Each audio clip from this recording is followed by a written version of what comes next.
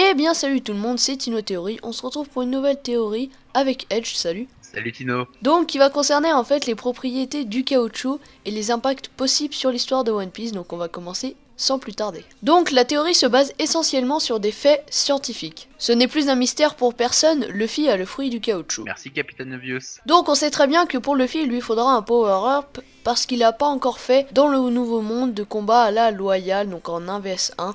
Il a fallu toujours quelqu'un qui l'aide, comme avec Cracker où c'était Nami et puis le combat a duré 12 heures donc c'est quand même très long. Donc il lui faudra un power-up pour battre les Yonko. Donc tout au long du manga nous avons pu voir que Luffy a eu plusieurs évolutions. Il y a donc le GR2 qui permet d'augmenter la capacité de flux de sanguin de Luffy, le GR3 qui augmente les os et le GR4 qui augmente les muscles. Et pour ce qui est de la peau, pour le moment, Luffy l'augmente avec le Haki. Donc vu qu'on a déjà tout amélioré, il faudra un power-up du coup de ce qui reste, à savoir le fruit du démon de Luffy, le caoutchouc. Donc il y a plusieurs propriétés du caoutchouc non exploitées à ce jour qu'on vous mentionnera plus tard dans la vidéo. Donc on va vous citer les différents ennemis naturels de Luffy. Donc en premier il y a eu NR avec le fruit de la foudre.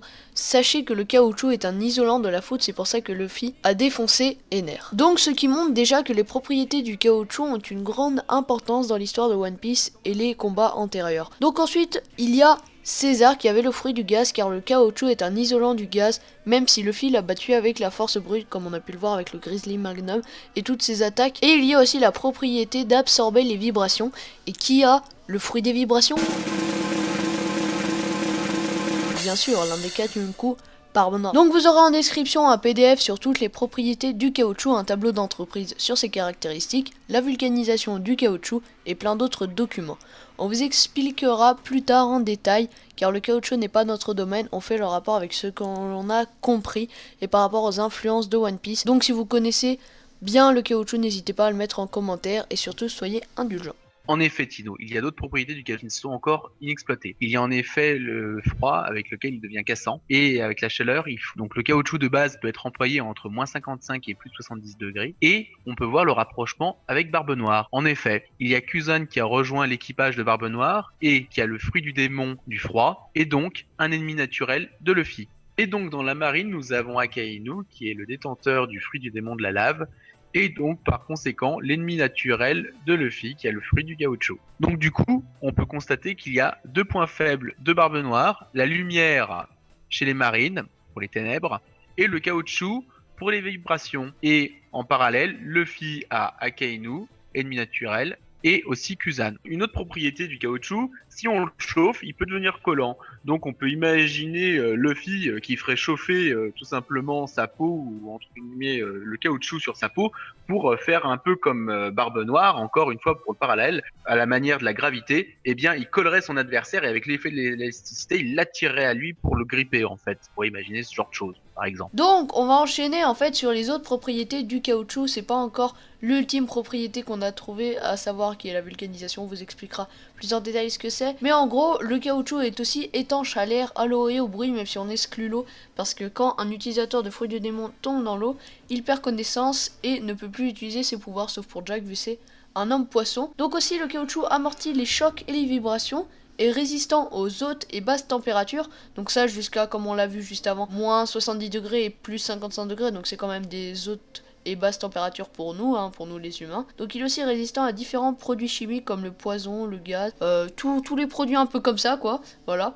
Et il est aussi résistant aux huiles et aux carburants. Donc si on se penche sur la propriété de l'étanchéité du son, on peut voir que l'un des supernovas est son ennemi naturel, donc à savoir Scratchman Apo qui a le fruit du démon, du son, de la musique, du bruit, enfin on sait pas trop. Tout comme un autre qui est Kid car il a le fruit de la magnétisation en gros. Donc en gros c'est le Magneto de X-Men dans One Piece et les méchants pour contrer Magneto utilisaient des armes en caoutchouc et Luffy a le fruit du caoutchouc, donc c'est pour ça en fait qu'il va contrer on va dire Kid à moins qu'il fasse une alliance, mais ça on le verra peut-être dans une future vidéo. Donc si on part sur une hypothèse, Shanks c'est le mentor de Luffy, donc celui qui a donné son chapeau de paille à Luffy, et Apo et Kid font partie de l'alliance avec Hawkins pour battre Shanks en fait, et ils veulent tuer Shanks. Si vous n'avez pas vu les chapitres, je vous conseille d'aller les voir, ils sont juste magnifiques avec l'apparition de Kaido. Et donc on peut en conclure que Luffy est l'ennemi naturel de 2 supernovas de l'alliance, même si l'alliance n'existe plus à cause de Kaido. Donc ensuite il y a la résistance aux huiles et au carburant, donc je sais pas trop, à moins qu'un éventuel Logia, des huiles ou du carburant apparaissent dans One Piece. Donc pour les produits chimiques, c'est équivaut au gaz et au poison. Donc c'est pour ça en fait que Luffy a une plus grande immunité contre le poison, parce qu'il s'est déjà fait asperger de poison, et vu qu'il a le fruit de caoutchouc, ça lui rajoute encore une plus grande immunité. Donc il y a aussi la propriété de la résistance au frottement et celle du durcissement du caoutchouc, dont je ne vous ai pas encore parlé. Le faible frottement apporte une plus grande vitesse de déplacement. On ne sait pas trop encore avec Edge quand est-ce qu'il va l'utiliser, mais celle du durcissement non exploitée à ce jour, encore une fois, on pourrait penser que ce sera un genre de Tekai, du Rokushiki sur le caoutchouc. Donc maintenant je vais laisser la parole à Edge qui va vous expliquer la vulcanisation plus en détail. Donc je vais vous expliquer le principe de la vulcanisation. En effet, la vulcanisation est l'opération qui consiste à prendre du caoutchouc et à la mélanger avec un élément vulcanisant de l'environnement. Or, comme nous avons pu voir, l'utilisation d'un fruit du démon et de son environnement a été expliquée par Doflamingo. En effet, ça a été expliqué par ce dernier lors du combat contre Luffy à Dressrosa. Donc comme il nous l'explique lors de son combat contre Luffy, l'éveil du fruit du démon pour les Paramecia consiste à transformer tout simplement son environnement. Donc du coup, Luffy pourrait alors changer son environnement en caoutchouc. Il pourrait donc changer les propriétés du caoutchouc selon l'environnement où il se trouve, du moment qu'il y a un agent vulcanisant. Du coup, si Sabo ne prend pas sa vengeance contre Akainu, l'éveil se fera contre celui-ci, car le principal agent vulcanisant, eh bien, c'est le soufre. Et le soufre, eh bien, est présent dans les volcans. Et le volcan nous fait forcément penser à Akainu. Petit point humoristique, celui qui a déposé le brevet de la vulcanisation s'appelle Thomas Hancock. On l'a découvert lors de notre recherche sur le caoutchouc. Coïncidence, on ne pense pas. Si je vous ai perdu, n'hésitez pas à repasser le passage ou à aller voir tout simplement toutes les sources qui sont dans la description de la vidéo. C'est de la physique, c'est un peu compliqué et je vous comprends. Je vais laisser maintenant la parole à Tino pour faire le bilan. Du coup on va passer tout de suite au bilan. Du coup on pourrait développer 4 axes.